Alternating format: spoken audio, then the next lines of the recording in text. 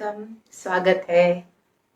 Good evening. वैसे तो अमृत book काफ़ी है हम लोगों के लिए, लेकिन फिर भी ऐसे कितने सारे विषय हैं जो एक ह्यूमन लाइफ को टच करते हैं कि उसके लिए लगातार लिखना गुरुजी को जैसे हम लोग रिक्वेस्ट करते रहते हैं कि आप लिखते जाइए। इतने विषय हैं, इतनी सारी चीज़ें हमारे जीवन में होती रहती है कि हर एक पहलू का, हर एक जीवन के अंग का हमें अच्छे से पता हो और आपके मुख से अगर वो आए तो और ज्यादा अच्छा है, ताकि हम कुछ गलती ना कर बैठे।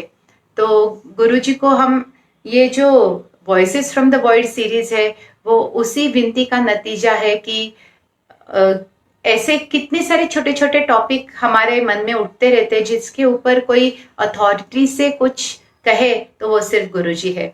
और वन नाइट एट द इन यानी बस एक रात का रुकना है।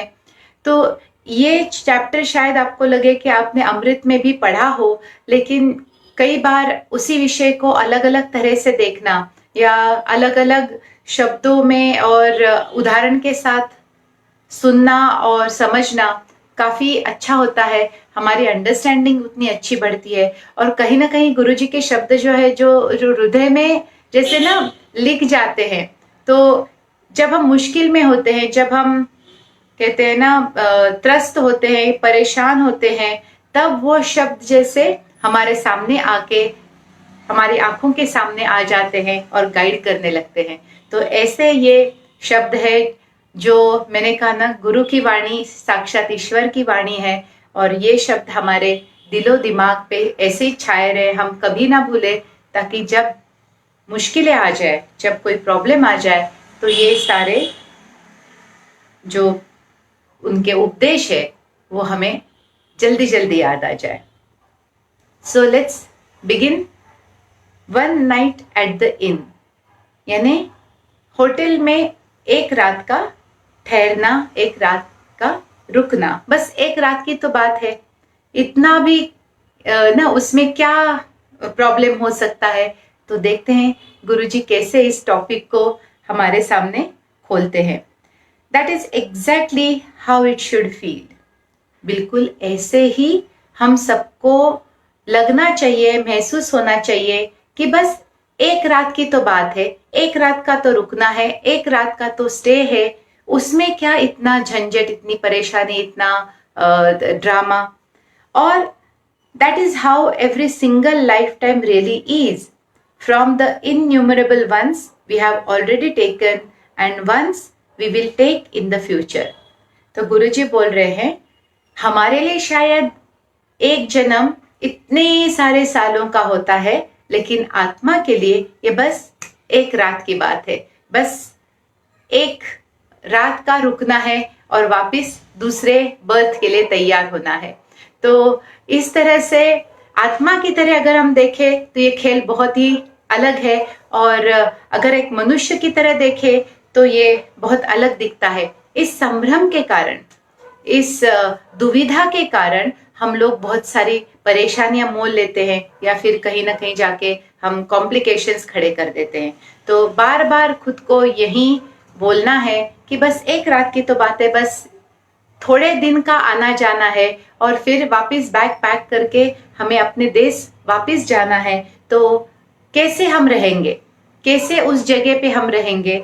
तो वहीं गुरुजी ने वापस एक बार हम लोगों के लिए ये टॉपिक यहाँ पे लेके आए हैं। This current one should feel like one eight the इन।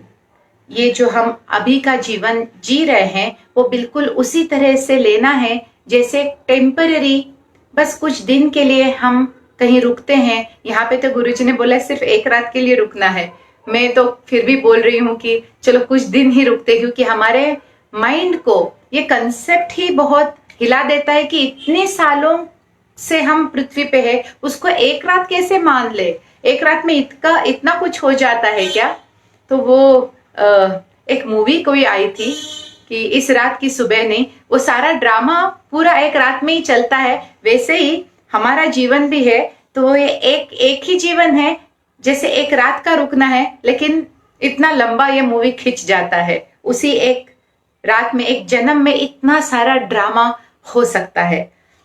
लेकिन मन को समझाएं, अगर मन को देखने का नजरिया अगर हम बदल सके तो बहुत कुछ सिंपल हो जाएगा। That is how temporary and ephemeral each human lifetime feels to an enlightened soul. जैसे मैंने कहा, गुरुजी अपने नजरिए से जब देखते हैं, जब एनलाइटन, जब हम बहुत ऊपर के ऊंचे स्टेज से देखते हैं, तो ये जीवन ऐसे ही लगता है कि बस कुछ क्षण की तो बात है, इतना हल्ला गुल्ला क्यों, इतना ड्रामा क्यों, इतनी उठक पटक क्यों, इतनी लड़ाई या झगड़े क्यों। एनलाइटेंड सोल्स के लिए बस आना है और जाना है। Our soul changes physical bodies, living many lives, taking different but incredible experiences.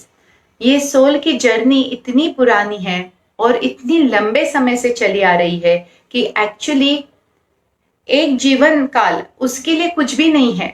आत्मा को एक लाइफ टाइम कुछ भी नहीं है, उसने हजारों लाखों जन्म ले चुका है वो, उसके लिए ये आने जाने की बात है। जैसे हम मुंबई वाले रोज ट्रेन में बैठ के ऑफिस जाते हैं और घर आते हैं, बस ये उस तरह का मामला है सोल के लिए। हर जन्म में वो बहुत अनोखे, बहुत अलग अलग अनुभव लेता है और अनुभव सिद्ध बनता है। लेकिन बात तो उतनी है, ये क्षणिक है, ये अल्पकालीन है, ये बस कुछ दिनों का खेला है और फिर वापस जाना है।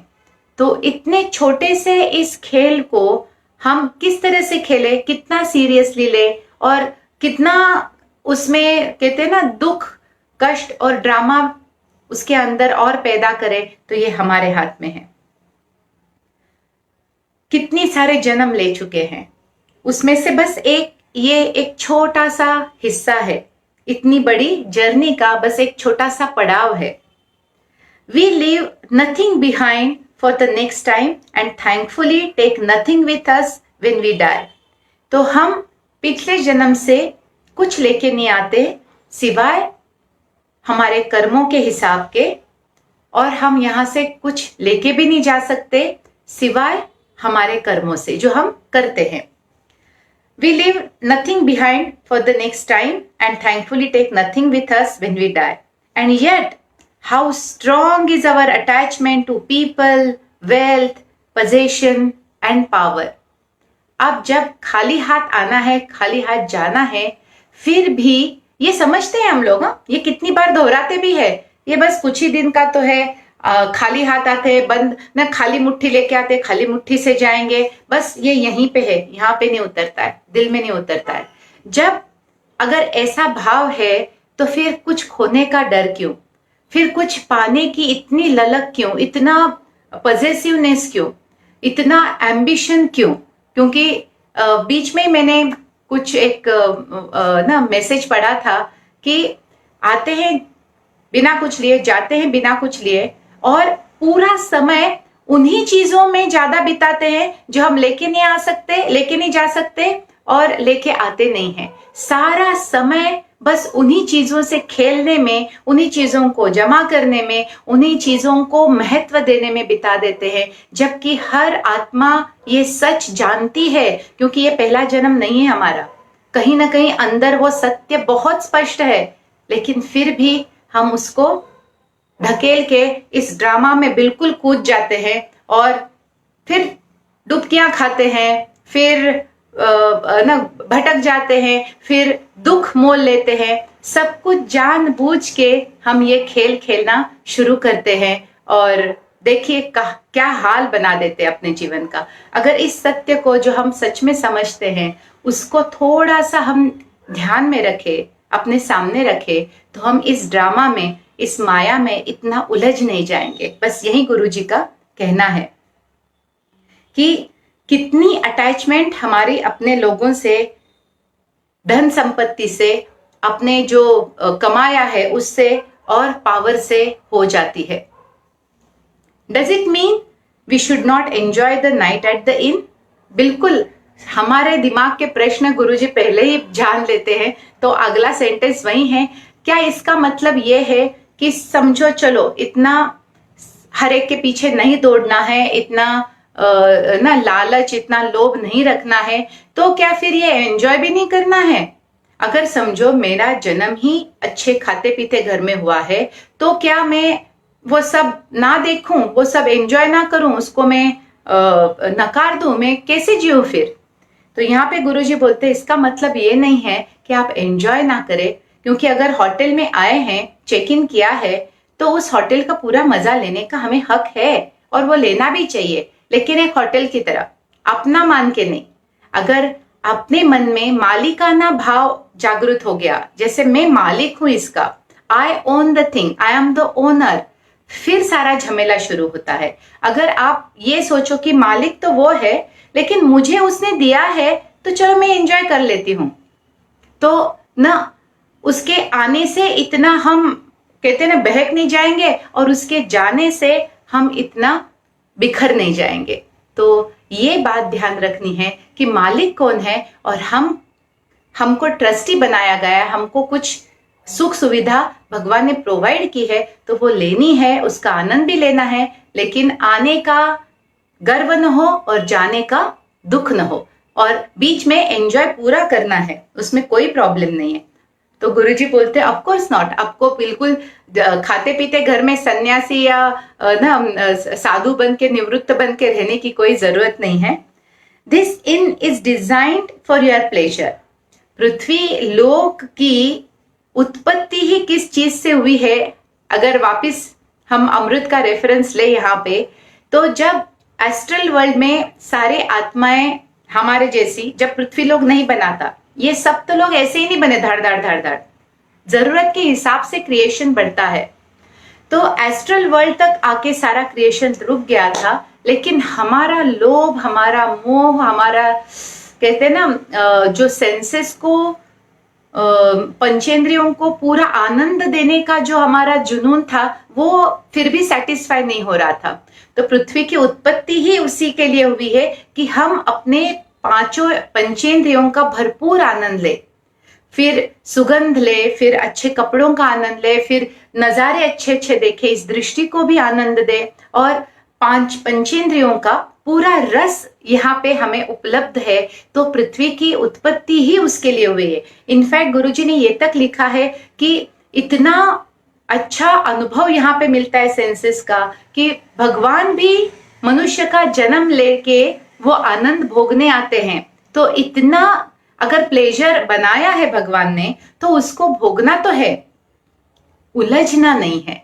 प्रॉब्लम क्या हो जाता है, उलझ जाते हैं और चाहिए करके ग्रेडी बन जाते हैं, और मेरा है करके पजेसिव बन जाते हैं, खो जाएगा इसलिए डर आ जाता है, और फिर सारा झमेला शुरू हो जाता है। तो शुरुआत कहां से होती है याद रखिए, प्रॉब्लम सिस्टम में नहीं है, प्रॉब्लम टूल्स में नहीं है, प्रॉब्लम यूज करने वाले में है। हम अच्छे से यूज नहीं कर पा रहे हैं, तो हम भगवान को दोष नहीं दे सकते कि तेरे मन में क्या समाई, काहे को दुनिया बनाई, दुनिया बनाने वाले क्या तेरे मन में समाई, काहे को दुनिया बनाई। जब दुख होता है ना, तभी भगवान से प्रश्न होता है कि काहे को बनाई। जब खुशियां होती है ना, तो कोई भगवान को ये नहीं बोलता कि क्यों भाई मुझे यहाँ पे भेजा है। तो प्रॉब्लम हम है, प्रॉब्लम ना भगवान है, प्रॉब्लम नहीं है सृष्टि है। तो ये समझ लीजिए कि प्रॉब्लम कहाँ पे है। प्रॉब्लम यहाँ पे नहीं है कि हम यहाँ पे आए हैं, बिल्कुल नहीं है, क्योंकि यहाँ पे इतना आनंद मिलता है पंचेंद्रियों को। प्रॉब्लम ये भी नहीं है कि आप सब सुख सुविधा का अनुभव ले रहे हैं।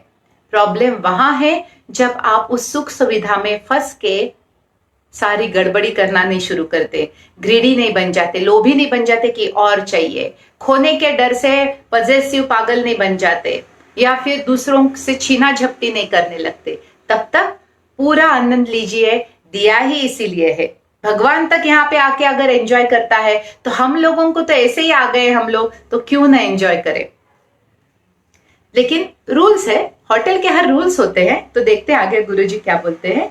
You have every right to use and relish its hospitality, its facilities and abundant avenues of sensory gratification on offer। तो होटल की हर फैसिलिटी को आप बिल्कुल बाकायदा यूज कर सकते हैं, और वहां पे जो भी सारी सुख सुविधाएं हैं जिससे आपके पंचेंद्रियों को तृप्ति मिलेगी, आनंद मिलेगा, वो सब आपके लिए उपलब्ध है और आप बिल्कुल उसका आनंद लीजिए। So then where does the problem lie? अब समस्या कहां से शुरू हो जाती है, प्रॉब्लम कहां पे आता है? The problem starts when we start thinking we are going to live forever. यानी अब होटल में आ गए, अब यही रहना है, अब यहां से कहीं नहीं जाना है। And everything that comes into our life must remain with us forever. सिर्फ यहां पे हमेशा के लिए रहना ही नहीं है, जो भी चीजें मेरे जीवन में है, फिर वो व्यक्ति हो, पद हो, संपत्ति हो, वो भी सारे समय के लिए मुझे चाहिए। मुझे किसी भी तरह की असुविधा ना हो या कोई चीज कमी नहीं हो। जो है उसमें ज्यादा आ सकता है लेकिन इसमें से कम नहीं होना है। So then and everything that comes into our life must remain with us forever. The problem gets compounded as our greed makes us disregard the rules of the inn and we start grabbing what does not belong to us. तो लोभ से बहुत सारी, कहते हैं ना, ये ड्रामे की शुरुआत हुई थी। पहले तो ऐसे नहीं था। कर्म कैसे बिगड़े, ये सवाल हर एक के दिमाग में आता होगा। अगर सृष्टि हमारे आनंद के लिए बनाई है तो फिर ये झमेला कहां से शुरू हुआ? झमेला हमारे लोभ से शुरू हुआ, क्योंकि जितना मिला उसमें हम खुश नहीं रह पाए। फिर और चाहिए और चाहिए और चाहिए, पागलपन सवार हो गया। फिर उसके लिए छीना झपटी मार काट शुरू हो गई और फिर सारा कर्मों का खेल हमने बिगाड़ के रख दिया। इतना सुंदर, इमेजिन कीजिए, धरती वास्तव में स्वर्ग है, गुरुजी बोलते हैं। स्वर्ग से भी सुंदर है, स्वर्ग से भी ज्यादा अनुभूति यहाँ पे मिलती है, लेकिन पागलपन की वजह से हमने सब कुछ खराब कर दिया। तो पहली चीज जो बिगाड़ना शुरू करती है वो है लोभ। और चाहिए, और किसी भी हालत में चाहिए, वो जो जुनून आता है उसके बाद हम खेल बिगाड़ना शुरू करते हैं। We are ready to inflict pain on other guests of the inn to gratify our seemingly insatiable desire for material possessions and wealth.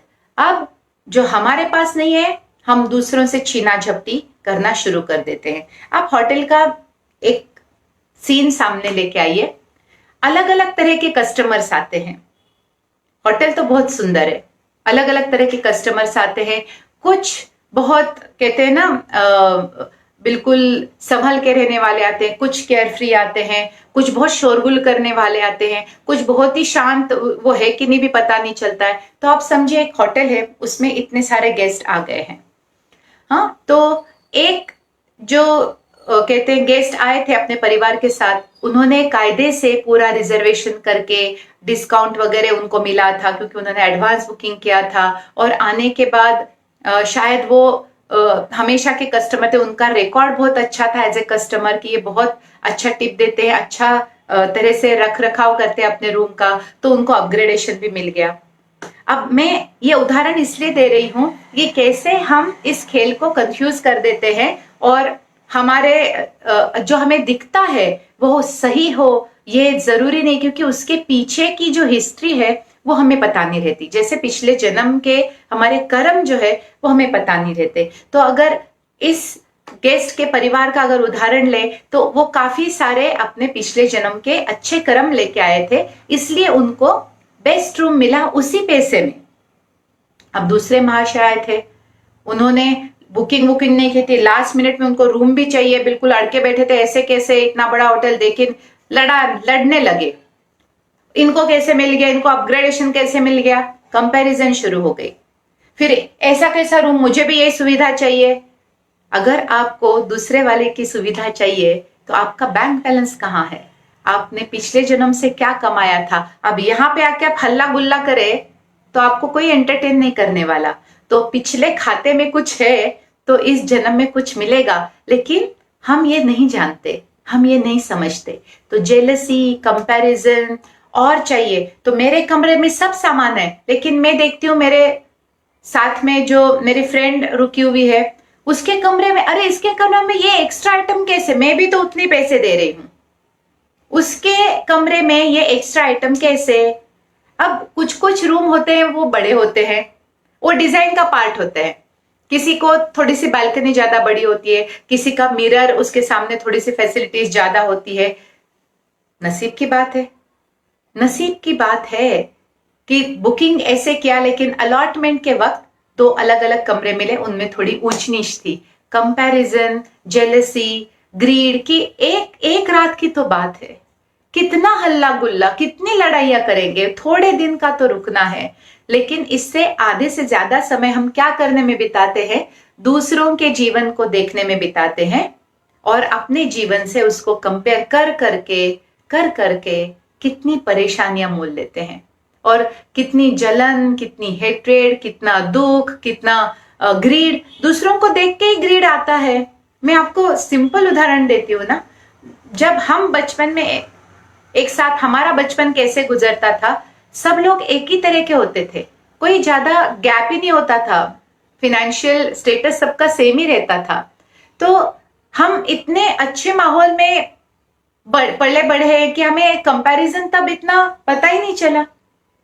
अब जब ये नए बच्चे आते हैं, कितना उनको परेशानी होती है, क्योंकि हर दूसरे दिन कोई दूसरा टॉय लेके आता है। इसके मामा यूएसए से आए तो इतना बड़ा गेम हमें भी चाहिए। अब फिनेंशियल ये इतना ना कहते गैप इतना ज्यादा हो गया है, और पेरेंट्स भी इतने कॉम्पिटिटिव हो गए हैं, और बच्चों में भी वो आ गया है। तो इतने छोटेपन से वो सारा कहते हैं ना सुकून खो बैठे हैं, और इतनी ज्यादा कंपैरिजन में फंस गए हैं।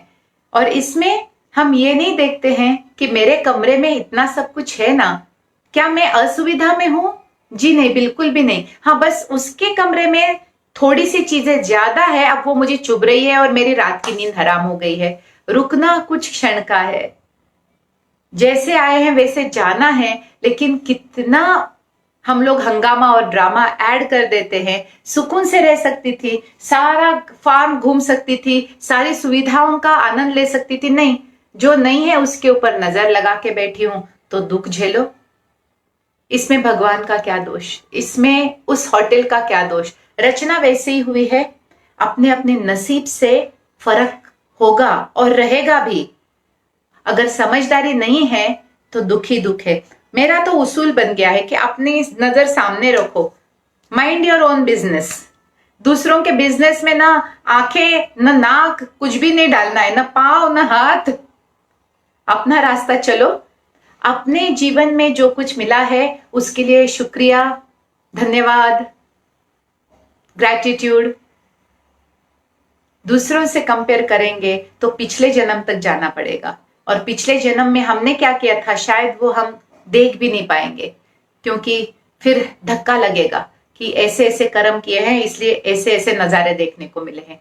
तो कहने की बात यह है कि ये टेम्पररी है, अल्पकाल के लिए है, क्षणिक है। इसके लिए इतना सीरियसली लोग कैसे ले लेते हैं, और सीरियसली ज्यादा लेने के कारण उतना ही दुख परेशानियां हो जाती है। अपने बच्चों में कितनी इन्वॉल्वमेंट। हाँ, दुख होता है, मैं भी एक माँ हूं, मुझे पता है। अगर आप भला भी सोच रहे होंगे अपने बच्चे के लिए, भला ही सोचते हैं, लेकिन एक लिमिट के बाद हम उनके जीवन के ऊपर हावी नहीं हो सकते। एक लिमिट के बाद हमें ट्रस्ट करना पड़ता है कि वो हमारे बच्चे नहीं है, वो उसके बच्चे है, वो देख लेगा ना। और मैंने सिर्फ जन्म दिया है, ये कोई गारंटी नहीं देता कि मेरा बच्चा मेरे जैसा ही पैदा हो और मेरे संस्कार के साथ ही पैदा हो। वो भी शौक कई माँ बाप को झेलना पड़ता है, और वो अपने ईगो पे ले लेते कि मेरा बच्चा ऐसे कैसे। अरे, आपने सिर्फ जन्म दिया है, वो आत्मा अपने संस्कार लेके आई है, और एक समय के बाद उसके अपने संस्कार दिखने लगेंगे। कितना भी आपके संस्कार, वो गुरुजी कहते हैं ऊपर का पेंट है वो निकल जाएगा। आपके संस्कार जो इस संसार में आके मिले हैं वो एक पेंट का पतला सा लेयर है, कभी भी निकल जाएगा। और तब जो दिखेगा वो शायद आपको अच्छा ना लगे, लेकिन दैट इज द रियलिटी। तो आप समझा सकते हैं, आप गाइड कर सकते हैं, लेकिन आप फोर्स नहीं कर सकते, आप उनके ऊपर हावी नहीं हो सकते, आप जरूरत से ज्यादा उनके जीवन में इन्वॉल्व नहीं हो सकते। तो इतने, ये तो एक उदाहरण दिया है, ऐसे हमारे कितने रिश्ते और कितने लोगों से हम ऐसे उलझते हैं। तो भाई सब सब अपने अपने जर्नी में है, हम सिर्फ फैसिलिटेट करते हैं एक दूसरे को। इतनी ज्यादा अटैचमेंट, पजेसिवनेस, इन्वॉल्वमेंट नहीं चाहिए। अपना जीवन देखो। गुरुजी का स्पष्ट मानना है 18 साल तक माँ बाप की जिम्मेदारी होता है। यस, होता है। बच्चा जो भी करता है उसकी जिम्मेदारी माँ बाप पे होती है 18 साल तक। 18 साल के बाद वो उसकी जिम्मेदारी है। हम उसको मार्गदर्शन कर सकते हैं, उसको सीख दे सकते हैं, उसको 4 अच्छी बातें बता सकते हैं, अपना उदाहरण दे सकते हैं, लेकिन वो किस तरह से जीना चाहता है वो हमारे हाथ में नहीं है। और उसके जो भी कहते हैं ना सुख दुख उसको झेलने हैं, वो उसी को झेलने, वो आप टाल भी नहीं सकते, ना आप उसको प्रोटेक्ट कर सकते हैं। और यहाँ पे हमें ये विश्वास होना चाहिए कि जो भी होता है अच्छे के लिए होता है। ये हमेशा माँ बाप का कहते हैं ना सबसे बड़ा, जो भी गुरुजी के पास आता है वो पहले यही सकता है कि मेरे बच्चों को आशीर्वाद दो, उनका सब अच्छा हो जाए। अब ये अच्छा होना क्या चीज है? अच्छा होना यानी क्या? सोल के लिए अच्छा होना या ह्यूमन बीइंग के लिए अच्छा होना? अगर सोल के लिए अच्छा होना है तो जो भी लिख के लाया है वो अच्छा ही है, फिर वो चाहे फेलियर हो वो भी अच्छा ही है, फिर चाहे कष्ट हो वो भी अच्छा है, क्योंकि उससे उसकी आत्मा सीखेगी। चाहिए क्या हमें? तो अच्छा क्या है और सुख क्या है, इसके मायने एक साधक को बदलने पड़ते हैं। क्योंकि एक इंसान का सुख और एक आत्मा का सुख दो बहुत अलग अलग चीजें हैं, बहुत ज्यादा अलग अलग। और जब आप आत्मा की तरह सोचना, समझना, देखना और बिहेव करना सीख जाएंगे, मेरे ख्याल से बहुत ही कहते हैं हम फेनोमिनल प्रोग्रेस हम दिखा सकते हैं इस जीवन में। तो एक इंसान की तरह नहीं, एक आत्मा की तरह सोच के देखिए, बहुत सारी चीजें अपने आप से क्लियर हो जाएंगी। जैसे गुरुजी यहाँ पे बोल रहे हैं, तो हम दूसरों से छीना झपटी नहीं करेंगे, दूसरों से कंपैरिजन नहीं करेंगे, दूसरों से जेलसी नहीं करेंगे, दूसरों की लाइफ में दखलंदाजी नहीं देंगे। अपने जीवन में जो है उसके लिए भी हम जो मिला है उसके लिए शुक्रिया बोलेंगे, धन्यवाद बोलेंगे, ना कि उसको इससे इतना क्यों मिला, मुझे इतना क्यों नहीं मिला। उसको उसके नसीब से मिला है। आपके नसीब से भी अगर आपके नसीब में होगा तो आएगा, नहीं होगा तो नहीं आएगा, कुछ दूसरा आएगा जो उसके नसीब में नहीं है। तो यहाँ पे हर एक को सब कुछ नहीं मिलता है, ये सृष्टि का नियम है और इसे हमें जानना है, मानना है और कहते हैं ना उसको याद रखना है। भगवान का भी जीवन कहाँ परिपूर्ण था? आप एक भगवान की कहानी मुझे बताओ जहां पे उनको आइडियल लाइफ मिला है। इनफैक्ट कॉन्ट्ररी, भयानक जीवन था उनका। राम का देखिए, कृष्ण का देखिए, सबका देखिए, गणेश जी का भी शिरच्छेद हुआ था। कहां से आइडियल लाइफ है और कहां से हमारे कंसेप्ट्स आते हैं? ये ह्यूमन कंसेप्ट्स है। आत्मा की तरह देखेंगे तो सब कुछ अच्छा ही है और कितना भार निकल जाएगा, कितनी चिंता निकल जाएगी। हाँ, इसका मतलब ये नहीं कि हम निग्लेक्ट करें, नहीं, अटेंड पूरा करना है, समझाना भी है, सहारा भी देना है, हेल्प भी करनी है, लेकिन उलझना नहीं है। बस इतना सा नियम अगर हम याद रख पाए तो बहुत अच्छा जीवन कटेगा और सब अच्छा ही है। On the flip side is our attachment to people. Of course, we are born into certain relationships and will forge new ones as we go along. तो यहीं पे देख, अभी जो मैंने बोला यही अगली लाइन है कि सबसे ज्यादा मोह हो तो आसपास के लोगों से हो जाता है। और क्योंकि हम एक परिवार में जन्म लेते ही कुछ रिश्ते बन जाते हैं और कुछ हम अपने जीवन में खींच के लेके आते हैं।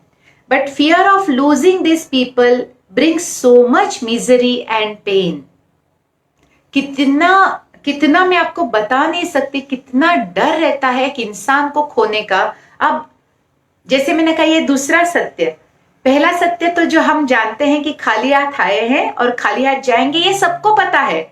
आप ना मत कहिएगा, यहाँ पे पता है अंतरात्मा में, क्योंकि हजारों जन्मों का वो एक्सपीरियंस है। ये दूसरा सत्य मैं आपको बता रही हूं कि जिसका जन्म हुआ है उसकी मृत्यु निश्चित है। तो हम किसको पकड़ सकते हैं, किसको हम बांध के रख सकते हैं?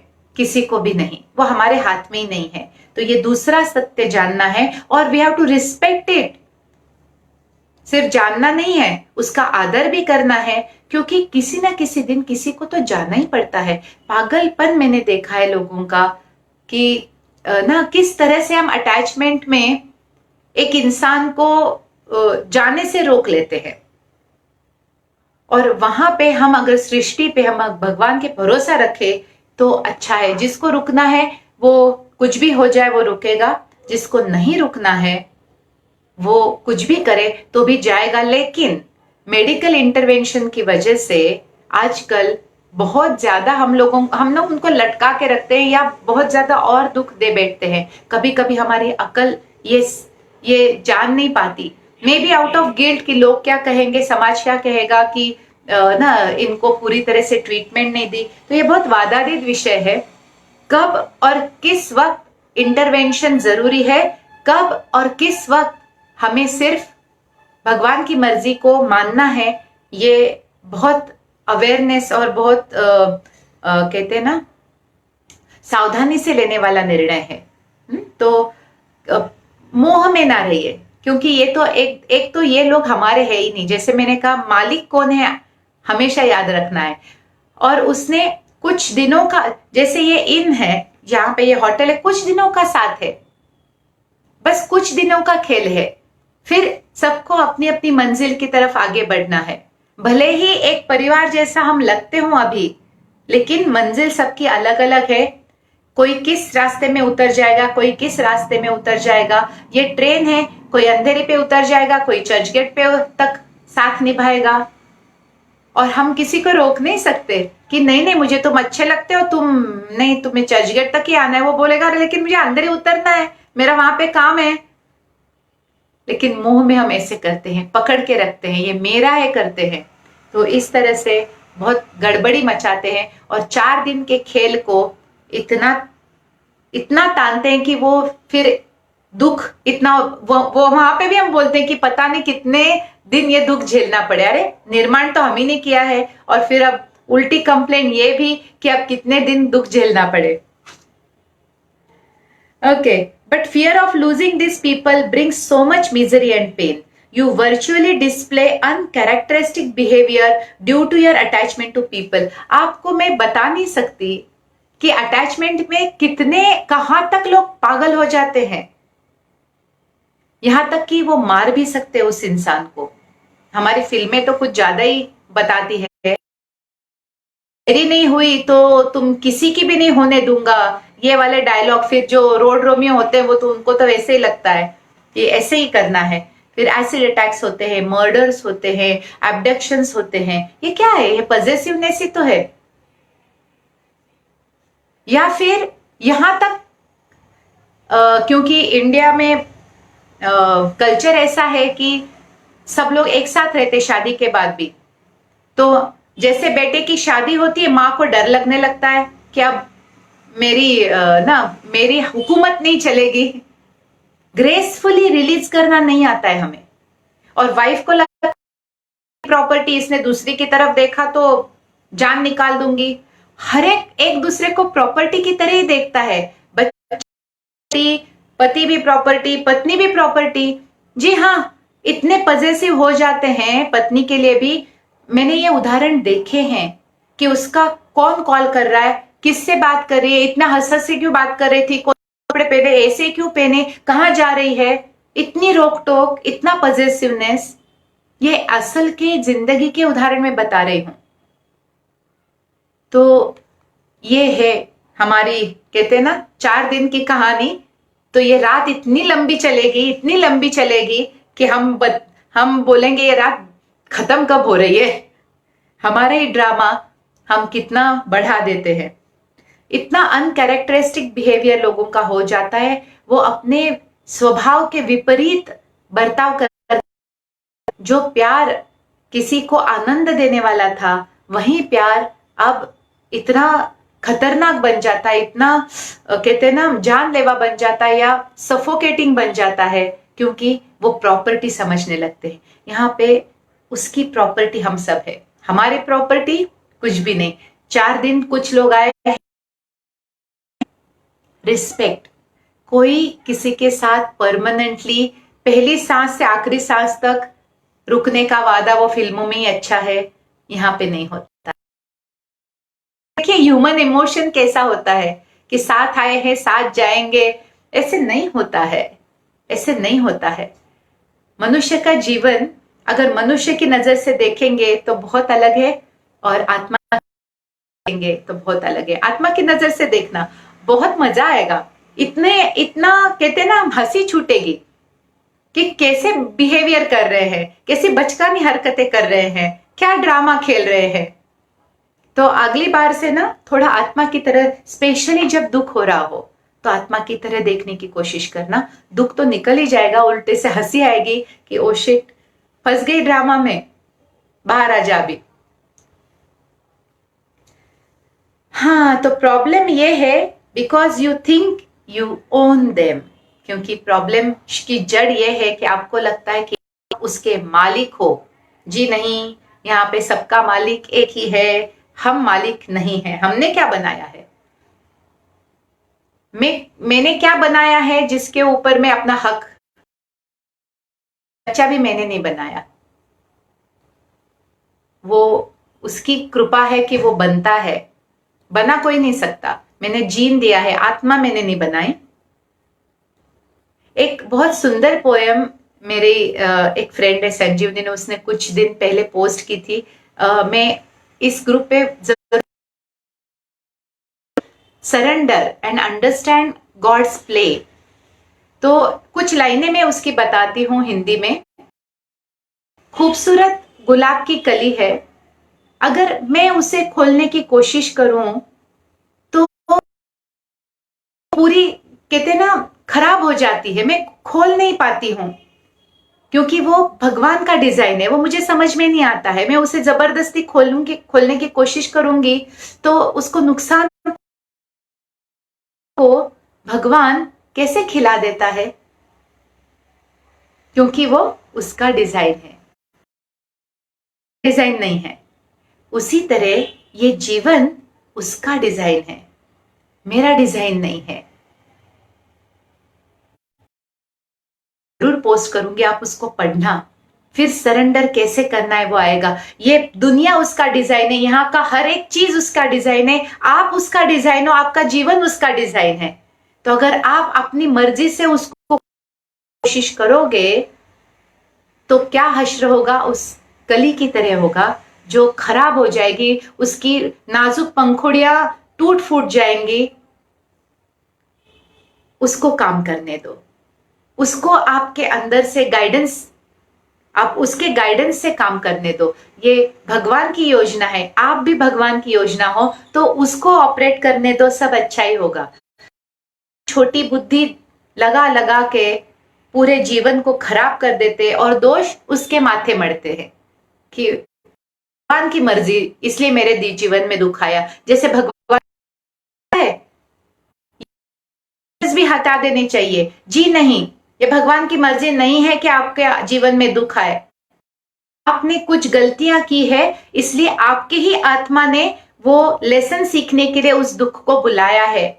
भगवान सिर्फ और सिर्फ माफ करना जानता है, एक और चांस देना जानता है, और आपका दुख कम करना जानता है। भगवान की मर्जी गलत नहीं हो सकती। गलतियां हम करते हैं और उसको सुधारने का हम खुद को ही मौका देते हैं, बस।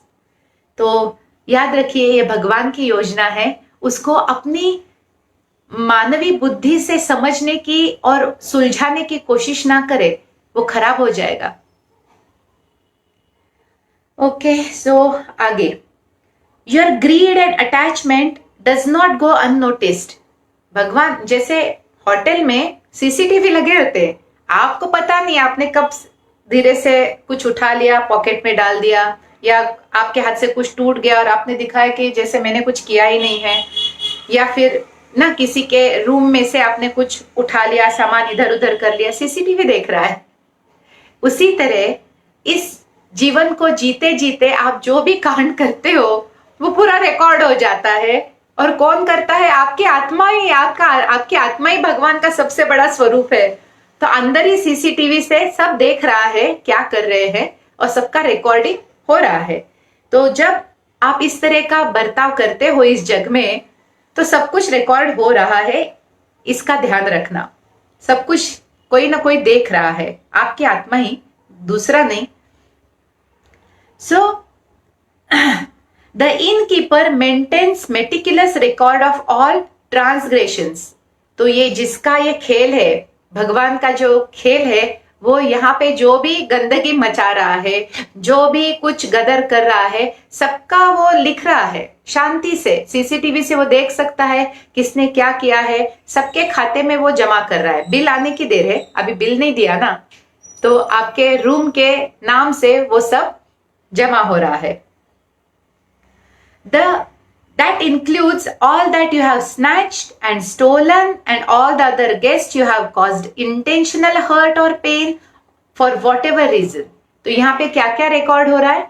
किससे आपने छीना, किसका आपने फ्रॉड करके आपने जेब में डाल दिया, या किसी दूसरे गेस्ट को आपने जानबूझ के यानी इरादे से कि उसको दुख और हर्ट करना है, इस इरादे से जो भी आपने किया वो सब रिकॉर्ड देख रहा है और आपके खाते में बिल आ रहा है। There is no escaping this bill of karma. कर्मा के इस रसीद से कोई नहीं छूट सकता। If not paid on that night, it will be paid off at the next night at the inn. अगर इस जन्म में नहीं चुका पाए, वो चुका ही नहीं सकते, क्योंकि बैकलॉग ही इतना है, इतने बिल फाड़े हमारे नाम से, अभी क्या करें? हर जन्म में थोड़ा थोड़ा सा पे कर रहे हैं। तो अगर इस जन्म में और भी कांड कर रहे हैं तो उसका बिल अभी ऐड ही होगा, नेक्स्ट लाइफ टाइम आना ही है ना। होटल में बार बार आना है, मजा आता है, ट्रिप पे इतना सुंदर है, तो हम तो आते ही हैं। तो आने के बाद आराम से बिल चुकता करो, भगवान को भी कोई जल्दी नहीं है। रिकॉर्ड रखा है, डिफॉल्टर्स की लिस्ट है, और सबका रिसीद उसको वो बराबर से देगा, कोई टेंशन की बात नहीं। आप भी ये टेंशन मत लेना कि वो ऐसे कर रहा है, उसको क्या, उसका भी बिल मिल जाएगा। इसीलिए मैंने कहा ना, अपने जीवन के ऊपर ध्यान दो, दूसरों के जीवन में जितना नाक कान ये हाथ पांव डालना बंद कर दो, कोई जरूरत नहीं है। अपने ही जीवन को जी ले तो ही बहुत बड़ी बात है। दूसरों के तरफ देखने से हम गिर सकते हैं, ये बहुत लोगों को समझ में नहीं आता। आप ही अगर इधर देख के आप चल, वो इंसान तो आगे निकल जाएगा, लेकिन आप गिर के आपके मुंह पे गिरोगे ऊपर से। तो अच्छा है कि आप अपने रास्ते पे ध्यान रखो, दूसरों के नहीं। If not paid at that night, it will be paid off at the next night at the inn. This in turn could make you stay the next time around very uncomfortable. जैसे मैंने कहा ना, वो जो आराम से अपने सत्कर्मों को लेके आया है, उसको अपग्रेडेशन मिला है, उसको बेस्ट व्यू का रूम मिला है। दूसरा जो आया है उसको हक से चाहिए, अब उसके खाते में कुछ भी नहीं है, तो सड़ा सा ही रूम मिलेगा, कॉम्प्रोमाइज, उसके बाथरूम के नल टूटे फूटे रहेंगे, उसके बेड में बेड बग्स मिलेंगे। तो ये अगले पिछले जन्म पे आके करना है, तो वो जो स्टे है वो अनप्लेजेंट ही होगा। वहां पे आप उसको नहीं बोल पैसे दिए, ये क्यों सुविधा में है, और मैं इतने पैसे देख के मैं क्यों दुख में हूं। सीधा साधा हिसाब है। अगर आप दुख, इसका ही अर्थ है कि पिछला हिसाब, पिछली रिसीट आपकी कट रही है। तो चुपचाप से ड्रामा न करते हुए काट लीजिए, क्योंकि वैसे भी कोई सुनने वाला नहीं है आपकी ना ये ड्रामेबाजी को, और उससे कुछ फर्क भी नहीं पड़ने वाला है। लेकिन रखना, अगला स्टे जरूर अनकंफर्टेबल होगा, और ज्यादा प्रॉब्लमेटिक होगा, और कम सुविधा साधन मिलेंगे, या फिर बहुत एक्सट्रीम एक्सपीरियंसेस आएंगे। तो सुख भी मिलेगा और दुख भी। अचानक से कहते हैं ना, आपका ही सामान चोरी हो जाएगा, या आपके रूम में कोई घुस के ना आपको परेशान करेगा। तो यहाँ पे जो भी होता है वो पिछला हिसाब किताब होता है। जी हाँ, बेड बग्स काटेंगे, फिर सब कुछ अच्छा दिखेगा, फिर सडनली कुछ ना कुछ दुख आने लगते हैं और कारण भी नहीं दिखता है, बेड बग्स जैसे, क्योंकि वो जहां कहाँ गायब हो जाते पता नहीं चलता है। Okay, come to think of it, why do we mess up? ये कहते ना, ये सवाल हर एक के दिमाग में आता है कि हम ऐसे क्यों बिहेव करते हैं, क्यों हम ये सब खेल खराब करते हैं। अच्छे खासे इतने सुंदर होटल में आए हैं, हम अच्छे से क्यों नहीं जी सकते, मजे क्यों नहीं कर सकते, ये सब कैसे कर लेते हैं? तो देखते हैं किस चीजों के कारण हम ये सारा हमारा अनुभव जो है खराब कर डालते हैं। It is really that hard to just spend one night at the inn like a good guest? अब गुरुजी हमें ही पूछ रहे हैं, क्या ये इतना मुश्किल है कि एक जन्म आपको इतने सुंदर स्थान पे भेजा है, वहां पे अच्छे से अपने आप में जितना अच्छा कर सको वो अच्छे से बिताने में इतना मुश्किल है क्या? रूल्स फॉलो कीजिए, पृथ्वी के जो रूल्स है उसको फॉलो कीजिए। Pay your dues for all the food fun frolic you enjoy. तो यहाँ पे जितना भी आपने एंजॉय किया है उसका पे बैक कीजिए, और वो पे बैक होता है गिविंग बैक टू सोसाइटी। कितने लोग करते हैं अपने दिल से चैरिटी? कितने लोग करते हैं? नहीं करते ना। तो फिर आपको अगली बार के लिए अगर असुविधा हो तो उस असुविधा के लिए खेद है करके बोर्ड टंगा जाएगा भगवान का, क्योंकि आपने कुछ किया ही नहीं अच्छा। तो आपको असुविधा मिले तो उसमें क्या है, जैसे जो करता है वैसे उसको मिलता है। तो जहां पे जितने मजे किए हैं उसका भी थोड़ा सा आप टैक्स करके या फिर एक पे बैक करके आप चैरिटी करते हैं रेगुलरली, मजे तो बहुत कर रहे हैं। Be a courteous and human to other guest. ये क्या इतना डिफिकल्ट है? दूसरों से प्यार से व्यवहार कीजिए, अपने ही गुरूर में, अपने ही कहते हैं ना आपके गुस्से में दूसरों को हर्ट ना कीजिए, अपनी अपेक्षाओं के कारण दूसरों को परेशान मत कीजिए। क्या इतना मुश्किल है कि दूसरों के साथ प्रेम से, अंडरस्टैंडिंग से बर्ताव करना इतना मुश्किल है? Stop thinking the whole inn is your father's property.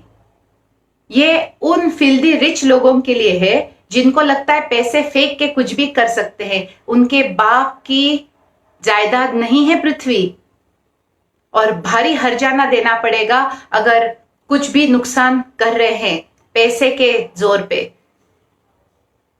क्योंकि सब चीजें पैसों से नहीं मैनेज होती ना। स्पेशली पाप और पुण्य पैसों से नहीं मैनेज होता, थैंकफुली।